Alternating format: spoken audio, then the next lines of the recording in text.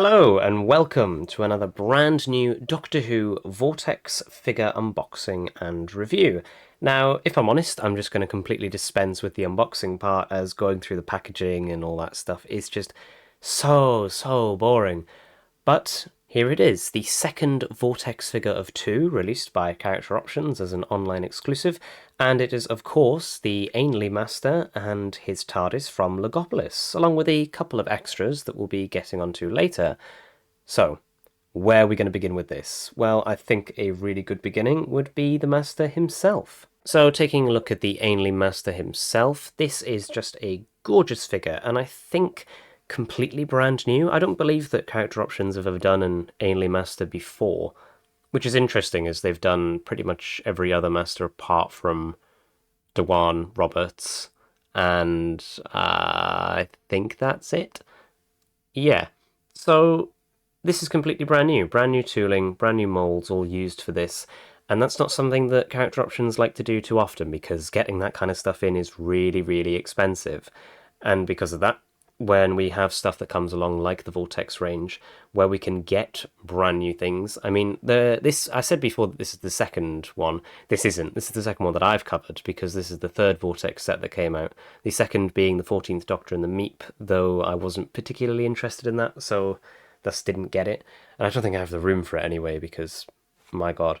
But that did look fantastic, and the Meep was a brand new figure. And when it came to the third Doctor, we had a brand new head, and in this case, it's an entirely brand new figure for the whole thing. Whether they can reuse this in the future, I'm sure. It would be nice to have Anthony Ainley with his cloak from the Five Doctors, as that's quite an iconic outfit. Whether or not we can get that in the future, I'm not exactly sure. But what we've got now is just fantastic. Interestingly, he comes with two different heads, so we've got his normal neutral expression for basically just any kind of... It's like a blank slate in a way. If you want any kind of position or any kind of display, yeah, a blank slate works. But on the other hand, we have his smiling head.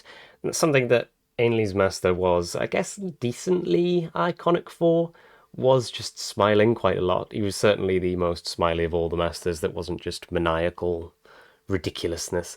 I don't know what I'm on about anyway, but yeah. He smiles, which is nice. To get the head off is really quite simple. It's just a quick ball joint, pull it off, put it back on. Doesn't seem to be a lot of damage, though I think if you probably do pull it off a bit too much and a bit too hard, then it'll probably end up breaking one day. Though, fingers crossed, hopefully that won't happen. I reckon I will just leave it as this and have him with the smiling head, as it is my favourite and the most expressive. In terms of accessories for the Master himself, we have two. We have the TCE Open and the TCE Closed. TCE Open looks fantastic. I don't know if this is brand new or not, but, I mean, it could be. Yeah, I haven't exactly done my research with this, and I don't own too many Master figures. I think back in the day, I say this like I'm really old, but back when I used to collect Doctor Who figures when I was a kid, I think I only had the Master from the Deadly Assassin, and he came with the Sash of Rassilon and not a TCE. And I never had a Delgado, though I'm pretty sure they did a Delgado, but I never had one, which is unfortunate. So I don't know if he came with a TCE on that one, and then, of course, the TCE Closed down at the bottom in his other hand, which looks a bit like a microphone. So if anyone wants to get a pop singer figure together and needs a microphone, there you are, there's one right there. But it does mean that with both of these, we can recreate his very iconic pose from Logopolis, which I tried to do earlier in the opening segment, and I think I got it just about right. Yeah, kind of close. It's a bit hard because in terms of the shoulder joints, there's not a lot of articulation there. It's mainly in the arms where it's turning. But it's close enough. I mean, there's a little bit of a gap, but if you kind of angle it right on the hands, you can't really see the gap. It just blends in with the black of his suit. But overall, a fantastic figure to begin us off. So let's get on to the other accessories. So, moving on, we have the Master's TARDIS from Logopolis. Now, I think this is... Why is it a pillar? I really don't remember. I don't remember there being many pillars around Logopolis. I should know this because in a series that I did, Logopolis featured quite heavily. So, yeah, I really don't remember why it became a pillar. But that's the chameleon circuit for you. This is basically just a lump of plastic, very similar to the original Logopolis set. And in that set, it came with a Fifth Doctor recently regenerated. I think that was the Castrovalva set, not Logopolis set, that was the name of it. Recently regenerated, still wearing the Fourth Doctor's scarf before he unwinds it around the TARDIS. And I've always seen that set in a local memorabilia shop and thought, maybe I'll get that.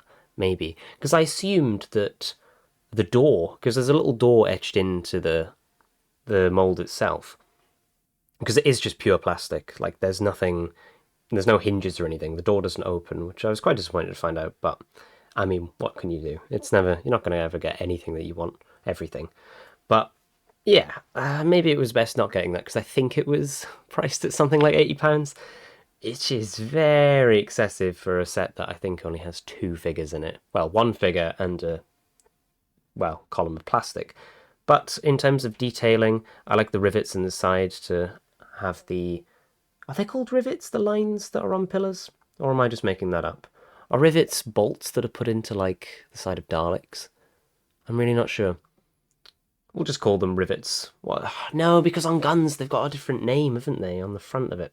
It's like flish... I don't know. I can't remember. Anyway, it looks really good. There's a bit of weathering, nice bit of detailing across it, some nice texturing. I'm just using loads of buzzwords at the moment, but yeah, it looks fantastic. So our final and perhaps most interesting accessory is the casket which houses the Master's remains in the TV movie. Now, I don't think it's that weird to put in. It's a cool accessory, and while it doesn't exactly match the Master here, the Ainley Master, I still think it is a cool accessory, because when else are we ever going to get it, unless they make a Bruce Master set, which is probably not going to happen anytime soon. I don't know whether that's a rights issue or what, but yeah, it would also require brand new tooling like Ainley, and because Ainley's had a lot more appearances and was the longest running Master, it's probably better that we got him over Eric Roberts, but anyway, I digress.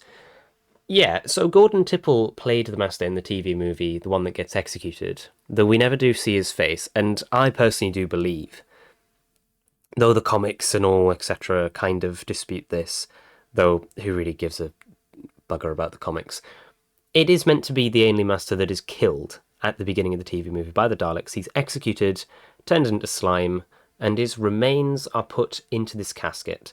Now, more interestingly, his remains are, more specifically, put into this little ball that I can just barely hold in between my fingers, and then that goes inside the casket. I didn't even think when looking at the promotional pictures that the casket would open. I bought this thinking, do you know what? It's cool. The casket's nice. That looks sick. But the fact that the casket opens and you can put stuff inside is really, really cool. It's a nice feature.